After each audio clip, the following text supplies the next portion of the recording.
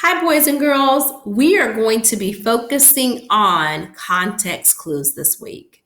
We're going to use this PowerPoint on the search for context clues to help us learn strategies to figure out the meaning of unknown words. Has this ever happened to you? Sammy is reading. He comes to a word he doesn't understand. What should he do?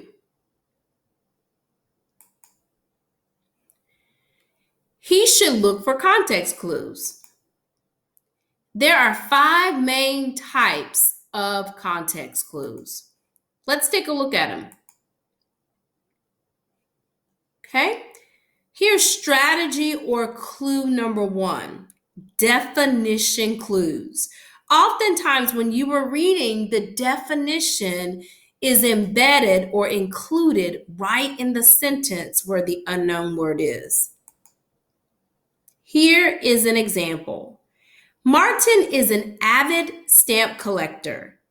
Avid is used to describe a person who is very interested in a particular activity.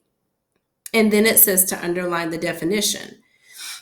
And if I were able to do that, I would underline avid is used to describe a person who is very interested in a particular activity. See, the definition is embedded right in the sentence. The second strategy or clue is called synonym clues. So, boys and girls, what's a synonym? A synonym is a word or words that have the same or similar meanings.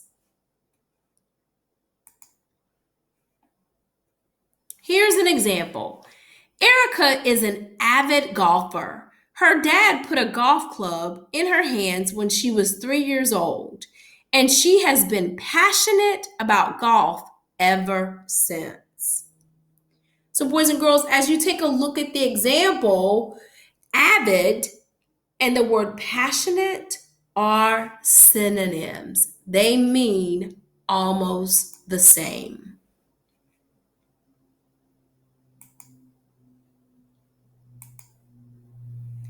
The third strategy or clue is antonym clues. So antonyms are opposite of synonyms. Antonyms are words that are opposite, completely different. Example, Katie and Maggie both started taking violin lessons when they were 6 years old.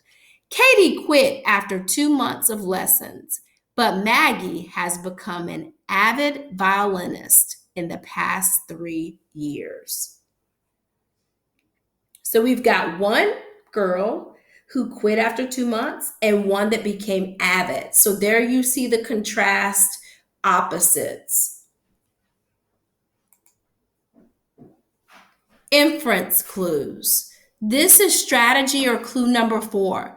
Remember, an inference is something that you make when you use what the text gives you plus what you already know in your brain.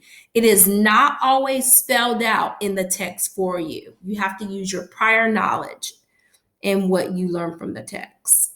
Let's take a look at an example. Clearly, Carter is an avid reader.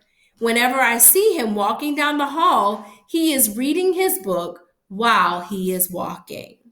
So here we see in this particular example that it doesn't necessarily say that Carter loves to read, but it gives the example of whenever he is seen in the hallway, he's reading a book.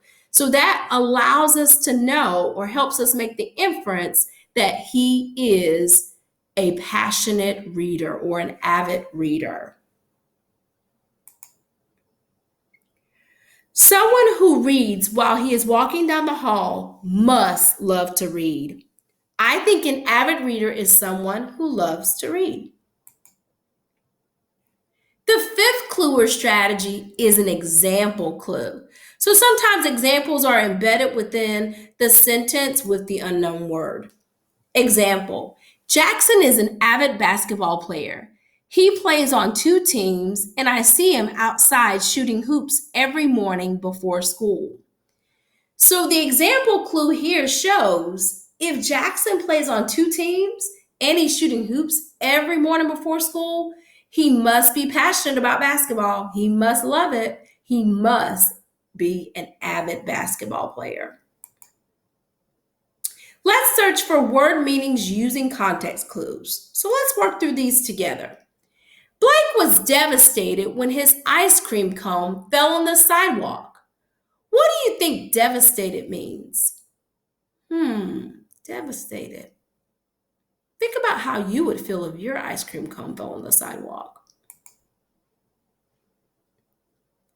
How did you use context clues to help you determine the meaning?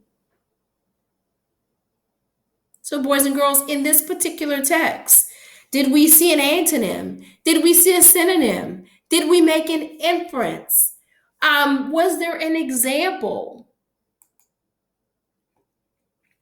Okay, here's a special note. Different people often use different clues when they're trying to figure out unknown words. Devastated refers to the feeling of sadness. My dog is sluggish. Sometimes he is so lazy that he doesn't even bother to eat. What do you think sluggish means? Sluggish. How did you use context clues to help you determine the meaning? Did you use a synonym? Did you use an example? Did you make an inference? Did you use an antonym? Was there an example in the text? Was the definition right there for you? Sluggish means lazy and inactive. The teacher forgot to correct her students' test like she had promised. She hastily corrected the test while they were at recess. What do you think hastily means? Hastily. What context clues help you determine the meaning? Are we looking here at some words that are synonyms or antonyms? Are we making an inference? Is the definition right in the text for you? Is there an example in the text? Hastily means quickly.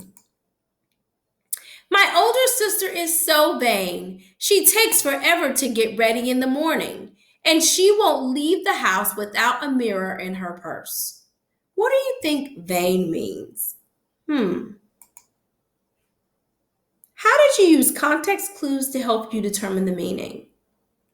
Did you use the strategy of synonyms, antonyms, making an inference? Was the definition right there for you? Was there an example in the text that helped you? A vain person is always concerned about how she or he looks. Mr. Lewis likes to invent things. Some people think Mr. Lewis is dotty and that his inventions are useless. But I think he's a genius. What do you think dotty means? Dotty. What strategy did you use to help you figure out the meaning of dotty? Did you use synonyms, antonyms? Did you make an inference or use an example that was in the text?